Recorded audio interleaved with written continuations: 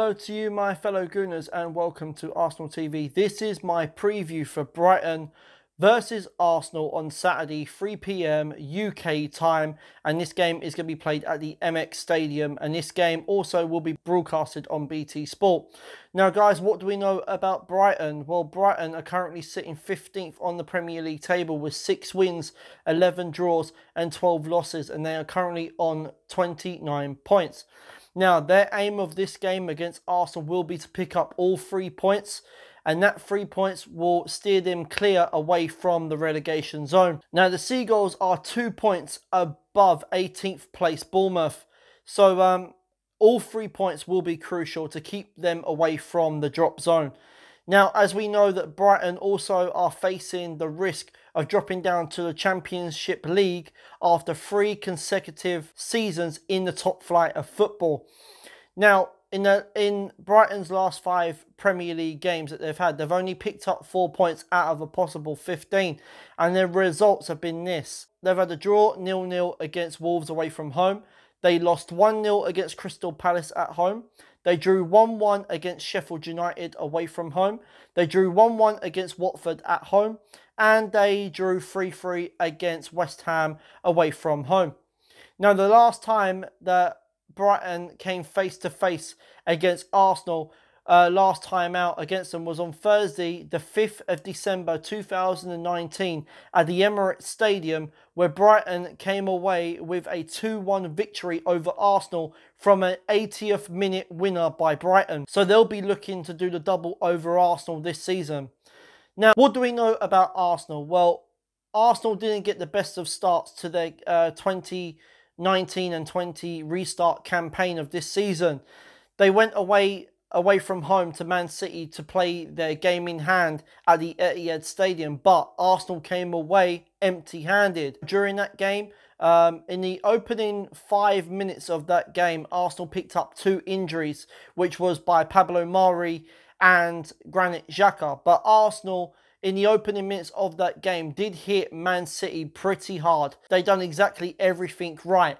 Now, Arsenal had a couple of chances to get in, to score a couple of goals, but Eddie Nketiah could not get his hands on them. Now, the possession-wise between Arsenal and Man City during that first half was 50-50, so Arsenal was doing everything right. Then, obviously, the injuries came, as I mentioned. It was 0-0, it was coming up to half-time, and obviously, I was thinking to myself, look, let's go in at the break at 0-0 and regroup and come out stronger in that second half. But Arsenal let in a 1-0, and it was by Raheem Sterling. So we go in at the break at 1-0 down. Under the circumstances with the 2 injuries, it wasn't that great, but we still had the chance to come back into the game. The second half started, and David Luiz, of all people, as we know, you know what he's capable of with his mistakes. He gives away a penalty and pulls Riyad Mahrez in the box, and in the meantime, he gets sent off, and Arsenal are down to 10 men. Kevin De Bruyne steps up and takes the penalty and makes it 2-0, and Arsenal are down to 10 men. So they've made it a lot more difficult for themselves to try and get back into the game. Now, people would have said, bring on Pepe, bring on Martinelli to get more attack, to, you know, try and still hit City on the break. You do not do that against 11 men City. You know, if you're not at 2-0 down, you've got 10 men on the field. How on earth are you supposed to attack City? How? So the best thing to do is to bring on people for that midfield, pack up the midfield, and try and not make any more damage to yourself. Because I can guarantee if Arsenal went to put on 2 attackers for our front line, I can guarantee you we would have got battered even more by Man City, and the scoreline could have been 6, 7, 8 goals. So I think Mikel Arteta done the right thing, is to bring on midfielded players, defensive-minded players, to, you know, try not to make too much damage for themselves. So Arsenal actually came away empty-handed, and the game ended up being 3-0. And David Luiz cost us the game. But the only positive that we can come out of that game against Man City is that it was a game in hand. You know, we didn't really drop any points, and we didn't really gain any points. So we're still 8 points behind Chelsea for the Champions League place for 4th spot, and we are still 5 points behind Man United. So This game against Man City, we need to bin it, forget about it, and move on to Saturday against Brighton. I think that is what Mikel Arteta are doing. He wants to focus now more on Saturday's game against Brighton, and hopefully we can come away with the 3 points there. So it's not all bad, but a game against Brighton, we have got to win. It's going to be a tough test for Arsenal, but because by our record against Brighton, it hasn't been that great.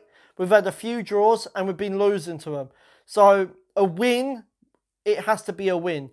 So we can creep more up into that table. And I reckon if Arsenal can get a good run of form going in the last, 9 games of the Premier League after this one, then maybe, we might be able to get Champions League football next season. But Arsenal's aim has to be Champions League football in the last remaining games. Nothing more, nothing less. Champions League football has to be the aim for Mikel Arteta. So guys, with that said, I'm going to get into my predicted lineup for this game.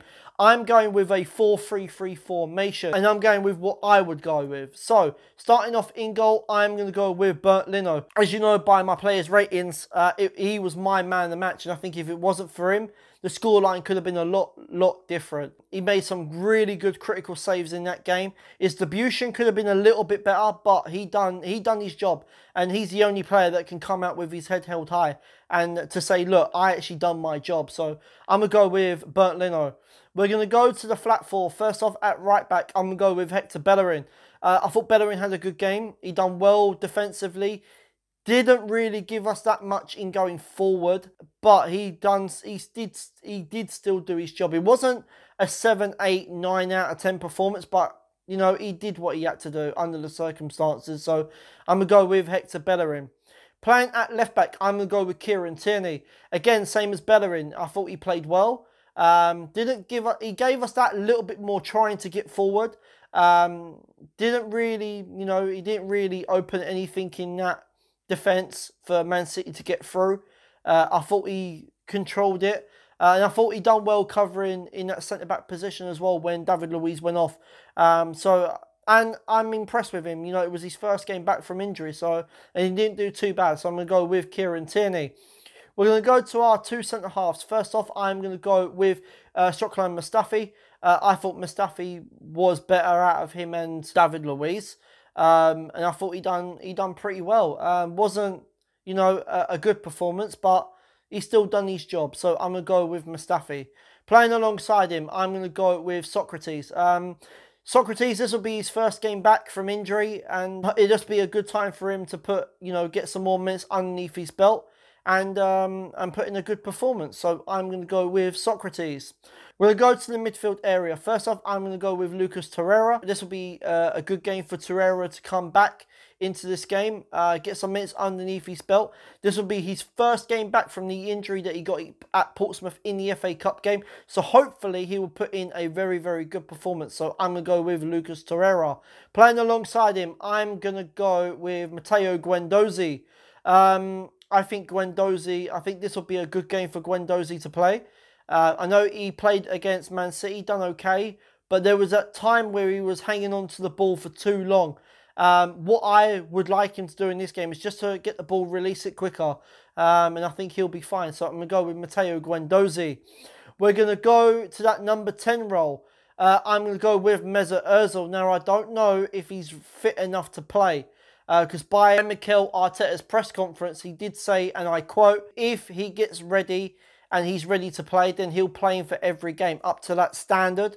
But Mikel Arteta is not sure if he is ready to be playing yet. But I'm going to go with Mesut Ozil. It'd be nice to see him play in this game. So I'm going to go with Mesut Ozil.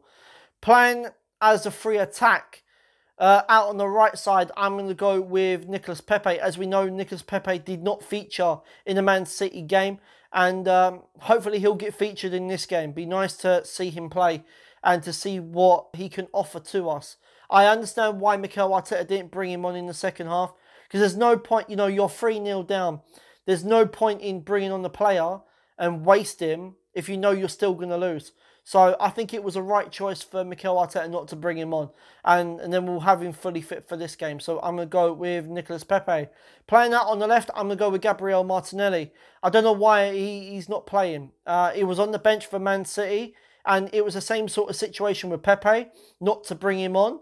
So you have him ready for the Brighton game. But in recent times, he hasn't played, and I don't know why. But hopefully we will see him in this game, because I think he'll be ideal for this game. You know, because of his energy, his directness, his trickery, and his pace for tracking back. So I'm going to go with Gabriel Martinelli. Playing up front as a main striker, leading the line, I'm going to go with Pierre-Emerick Aubameyang.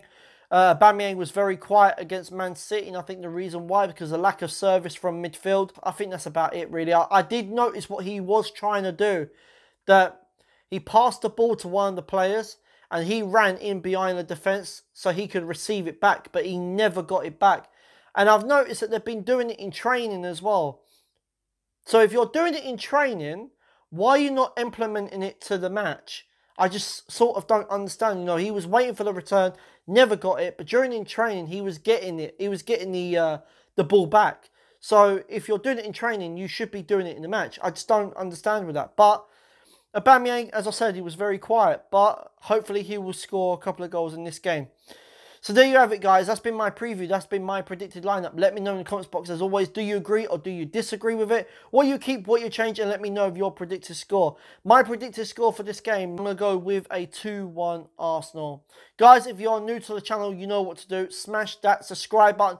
Make sure you are smashing a like on this video and making sure you are leaving your comments. Guys, until my players' ratings, Arsenal, do not let me down. I'm out of here.